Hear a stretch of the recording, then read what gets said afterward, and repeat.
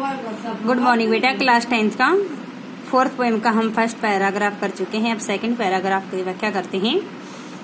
Second paragraph है हमारा, यह विडंबना अरे सरलते तेरी हंसी उड़ाऊं में, भूले अपनी या परवचना औरों की दिखलाऊं में। इसमें फिर कवि अपनी आत्मकथा के बारे में बताना चाहते हैं, अपनी आत्मकथा जीवन का ही वर्णन कर रहे हैं इन पंक्तियों में भी। इसमें वे क्या करें, यह विडंबना, विडंबना नहीं दुर्भाग्य बस, अरे सरलते तेरी हंसी उड़ाऊं में। इसमें कवि अपने स्वभाव को संबोधित करते हुए कह रहा है कि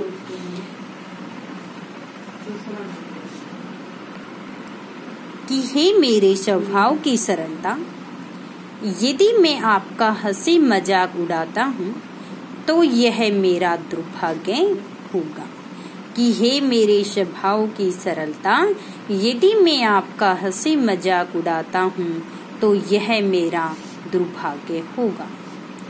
भूले अपनी या परवचना, कवि कहता है कि मैं अपने अपमान को, अपनी गलतियों को और यानी कि दूसरों के द्वारा और दूसरों के द्वारा परवचना धोखे को अभी तक भूला नहीं।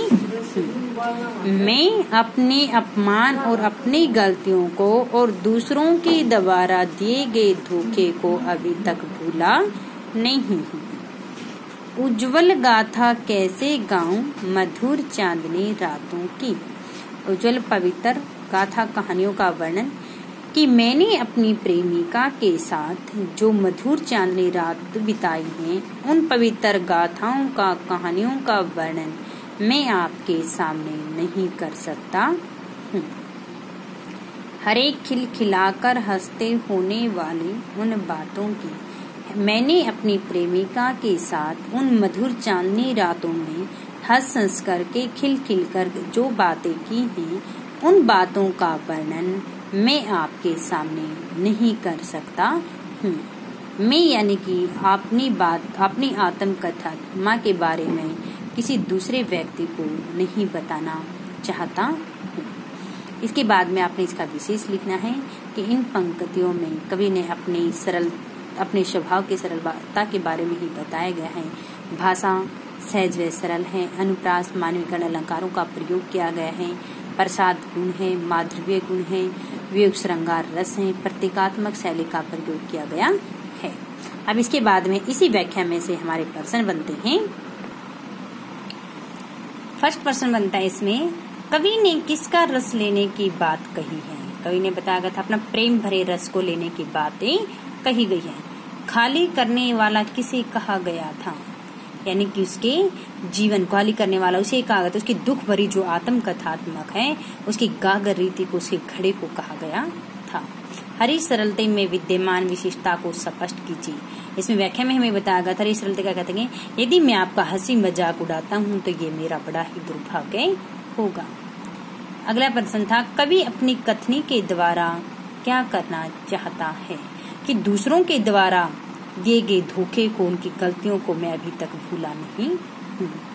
उज्जवल गाथा में निहित प्रतीकात्मकता को स्पष्ट कीजिए कि मैंने अपने जीवन के अंदर जो पवित्र कहानियां हैं, वे पवित्र कहानियों का वर्णन मैं आपके सामने नहीं कर सकता हूँ। अगला है, कवि किस गाथा को नहीं गाना चाहता है।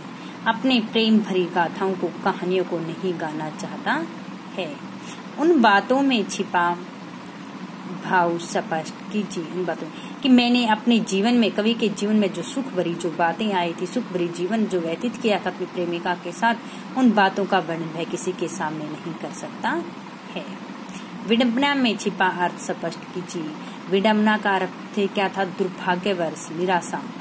कि यदि मैं आपका हंसी मजाक उड़ाता हूँ तो ये मेरा उपहास, मैं स्वयं का उपहास उड़ा रहा हूँ, स्वयं को दुख दे रहा हूँ, ये मेरा बड़ा ही दुर्भाग्य होगा। अब इसी के प्रश्न थे हमारे। बताया गया था किस शब्द शक्ति का प्रयोग किया गया है। इसमें लाक्षणिकता शब्द शक्ति का प्रयोग किया गया है।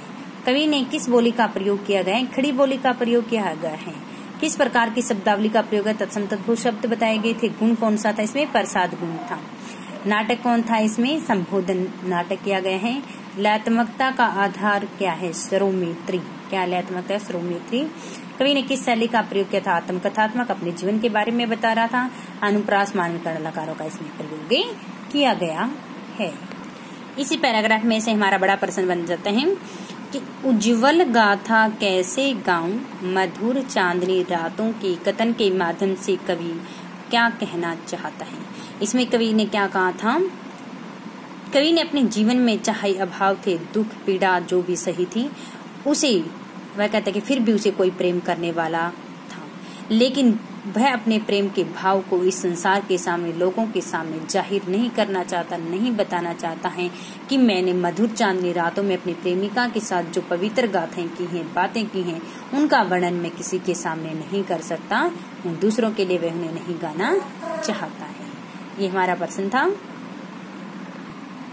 इसमें से ये भी प्रश्न बन सकता है, कवि अपने जीवन के किस प्रसंग को जग जाहिर नहीं करना चाहता है। कवि अपने जीवन में किसी के प्रति प्रेम भाव को, अपनी प्रेमिका के साथ जो प्रेम की बातें की थी, उन प्रेम के भावों को, उन विचारों को वह संसार के सामने नहीं बताना चाहता है। वह नहीं चाहता है कि जिससे में प्रेम के सुख उसने पाया था, उस प्रेम भरा जो सपना था, देखा था उसने, वह उस सपने को दूसरे लोगों के सामने उसे प्रकट कर सके, क्योंकि वही यादें उसकी समृद्धियां बनी हुई, उसका सहारा बनी हुई हैं और उसके जीने की प्रेरणा भी वही है। ये हमारा उसी में से प्रश्न बना है। अगले हैं हमारे कि जयशंकर प्रसाद द्वारा रचित उपन्यास कौन सा है? तितली, आशु, आंधी और चित्रवर। कौन सा था इसमें? इसका था तितली। आत्मकथ्य कविता पहली बार किस पत्रिका के आत्मकथा विशेषांक में प्रमाणित हुई थी? चांद, हंस, झरना और अरुण। किसमें भी थी? हंस में। जयशंकर प्रसाद का प्रसिद्ध कहानी संग्रह कौन सा है? आकाश दीप। कौन अपनी कहानी गुनगुना कर कह जाता है? कौन कहा था? उसने कहा था मधुप। मधुप किसका? भंवरा, मन रूपी भंवरा ने बताया था फर्स्ट पैराग्राफ के कि मधुप गुनगुना कर कहे जाता कौन कहानी अपनी, कि मन रूपी जो भंवरा ने गुंजार करते हुए न जाने अपने जीवन की कौन सी कहानी कह रहा है। मुरझाकर क्या गिरी थी उसकी पत्तियां, कि मेरे जीवन की कौन सी पत्ती मुरझाकर गिर रही, यानी कि मेरा जो जीवन है प्रतिदिन कमजोर होता जा रहा है। व्यंग्य मल्लिन उपहास क्या था? किसी की हंसी उड़ाना, खराब ढंग से निंदा करना, किसी पर दोष लगाना। और अनुचित रूप क्या था? व्यंग्य, किसी की हंसी उड़ाना। लोग कवि को अपने किसी बीती को सुनाने के लिए कहते दुर्बलता, कि क्या तुम मेरी कमजोरियों के बारे में सुनकर के अपने जीवन में सुख का अनुभव कर सकते हो। गागर रीति से कवि के खालीपन की बात कर रहा है मन, घड़े की बात कर रहा है। प्रवचना का अर्थ भी बताया था। प्रवचना क्या होता? धोखा, कि दूसरों के द्वारा दिए गए धोखे को मैं अभी तक भूला नहीं हूँ। किसका स्वप्न देखकर कवि जाग गया था? सुख के स्वप्न को देख करके कवि जाग गया था। ये हमारे 2 गद्यांश हो चुके हैं और उन दोनों में से ये हमारे क्वेश्चन आंसर है। ये हमारे राइट प्लस से लड़ा।